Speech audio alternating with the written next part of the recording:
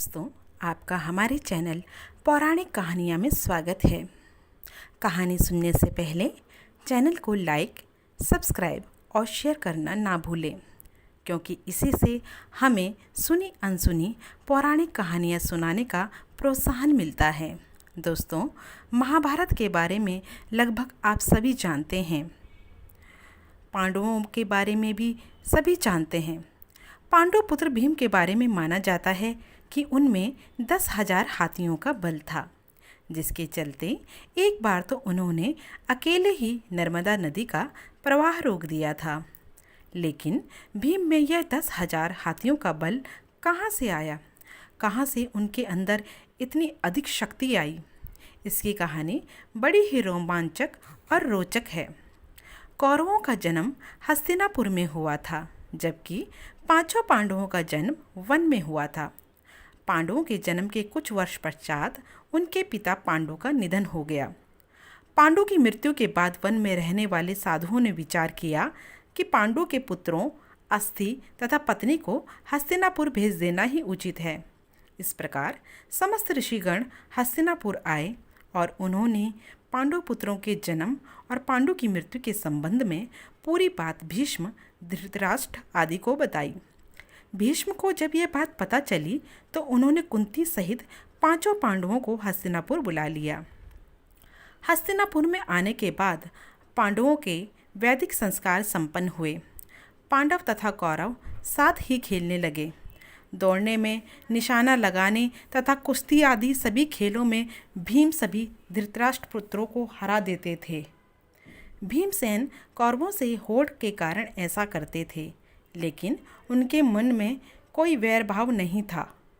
परंतु दुर्योधन के मन में भी भीमसेन के प्रति दुर्भावना पैदा हो गई।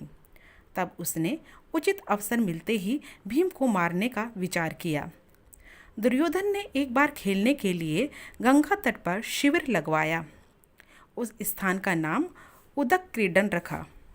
वहाँ खाने पीने इत्यादि सभी सुविधाएं भी थी। दुर्योधन ने पांडवों को भी वहीं बुलाया। एक दिन मौका पाकर दुर्योधन ने भीम के भोजन में विष मिला दिया।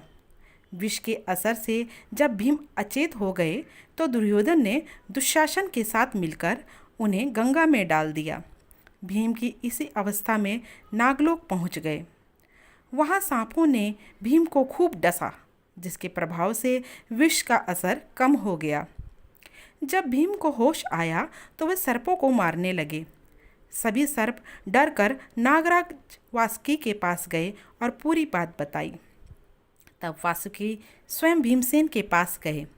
उनके साथ आर्यक नाग ने भी भीम को पहचान लिया। आर्यक नाग भीम के नाना का नाना था।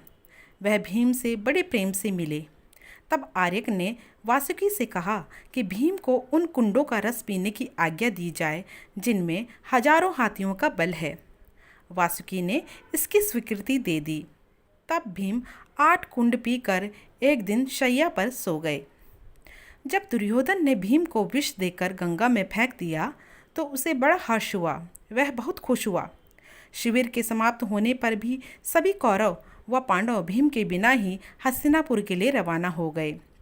पांडवों ने सोचा कि भीम आगे चले गए होंगे। जब सभी हस्तिनापुर पहुँचे तो युधिष्ठिर ने माता कुंती से भीम के बारे में पूछा। तब कुंती ने भीम के न लौटने की बात कही। सारी बात जानकर कुंती व्याकुल हो गई, तो उन्होंने विदुर को बुलाया और भीम को ढूंढने के लिए कहा। तब विदुर ने उन्हें सांत्वना दी और सैनिकों को भीम को ढूंढने के लिए भेजा। उधर नागलोक में भीम 8वें दिन रस पच जाने पर जागे। तब नागों ने भीम को गंगा के बाहर छोड़ दिया।